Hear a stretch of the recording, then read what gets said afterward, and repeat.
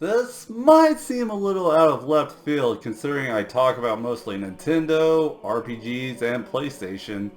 So why an Xbox game, let alone a shooter? Well, I used to be really into Halo. I consider Halo 3 to be one of my top 10 favorite games of all time. Although after ODST, I lost interest in the series. Reach was fine, I enjoyed 4, but 5, bleh. As far as Halo Infinite is concerned, this is the most excited I've been for Halo since Halo 3. With that being said, let's get started.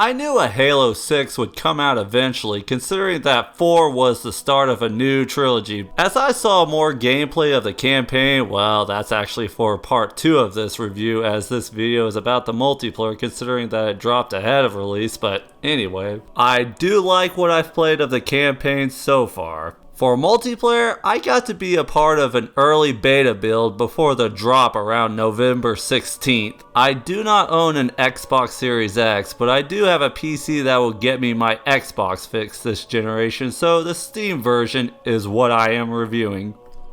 And by the way, as far as Team Xbox and PlayStation is concerned, I'm Team Video Games. And even though I like PlayStation, it will not influence this review in any way. I can like both Xbox and PlayStation, can't I? I have really been enjoying Halo Infinite's multiplayer. It feels like Halo as I remember playing back in the days of 2 and 3. I am able to use the classic assault rifle melee combo. I for the longest time did not like the battle rifle due to its rate of fire, but I found use of it. Its scope makes it a good mid to long range weapon. The Needler is one of my favorite handguns as you unload a full, I am going to say magazine despite there not being a magazine, and just watching your opponent blow up after a pink explosion. Getting a plasma grenade to stick to your enemy is always satisfying. And my favorite Halo weapon of all time, the Energy Sword. I do miss dual wielding though. I like this Heat Wave gun too, as well as the center shot. I also really like how powerful the shots with the Mangler are. Spartan's jumping really high certainly makes the level design more vertical being fitting. Although a couple of critiques my friend who's a big Halo fan pointed out, said Bazaar looks like a Call of Duty map. He also said the UNSC pistol looks like it's from Call of Duty, and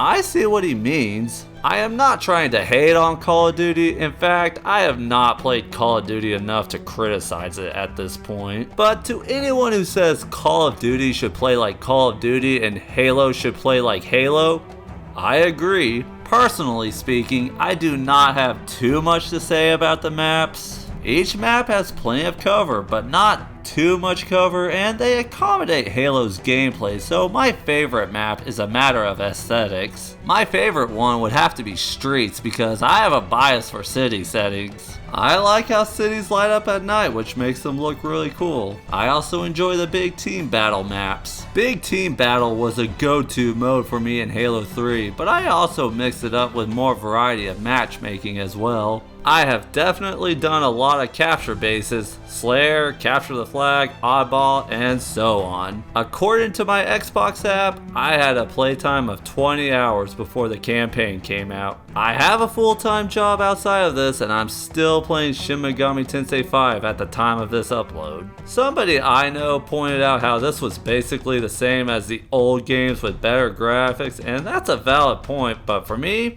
I feel young again. Not that I'm that old, but still. This game's multiplayer would be an easy 8 or 9 out of 10, but I have a couple of gripes that take off a couple points. Mainly the business practice. I admit, I'm a little out of the loop on multiplayer shooters in today's world.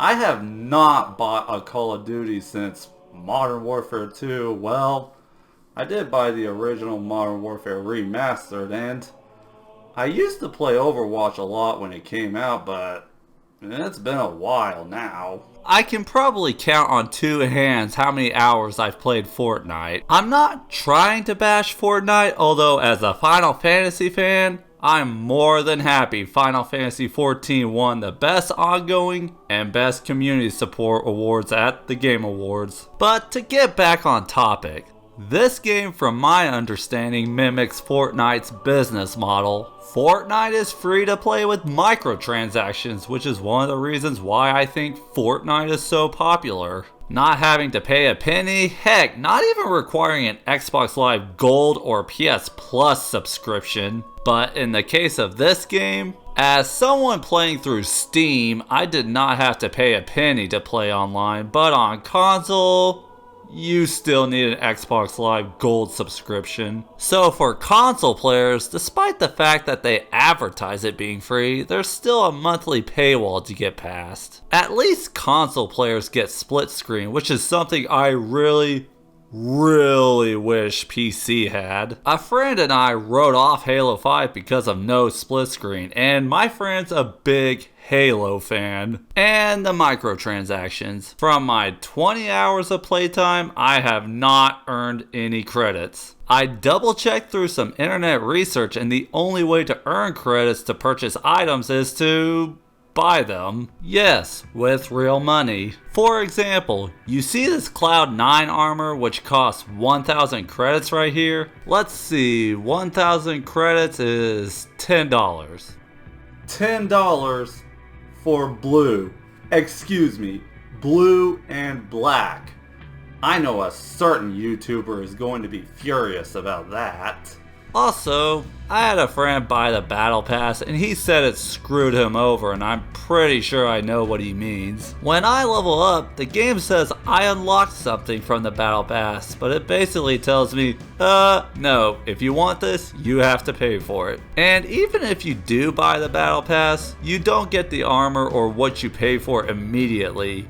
You have to work for it. So as someone who has not paid a penny for the multiplayer, my rewards have been bare bones, if anything at all, really. Also, is it me or is the level progression slow? From what I'm understanding, you level up because you complete tasks the game gives you while playing. So rather than getting XP for participation and more based on performance, you have to complete tasks to earn XP. Final Fantasy VII First Soldier did this kind of thing, and I wish I pointed it out in my review of that game. I think I was a bit too nice on that game as I have not played it since my review, but anyway. I felt like I got XP after every match in this game, but the principle of having to get XP by completing tasks, I mean, give more XP in addition to participation. Don't make it the thing to level up. I give the multiplayer a 7 out of 10. While I'm playing it, it's a great time and I'm going to play more once I'm done with the campaign, but the business practice. Not only that, but if you pay $60 for this game, you're paying $60 just for the campaign. Considering the length of Halo campaigns, I'm a bit concerned $60 might be a steep price just for the campaign. But considering the revamps of this game's campaign, we'll see if $60 is worth it just for the campaign. I mean, I like what I've played of the campaign so far, and a good single player game is an insta-sell for me. If more players play because of the freemium model, great. I want this game to succeed.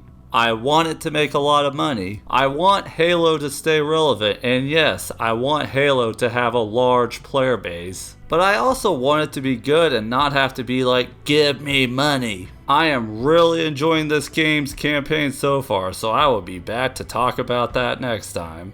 And with that being said, thank you all for watching, and be sure to like, subscribe, and share with your friends. See ya.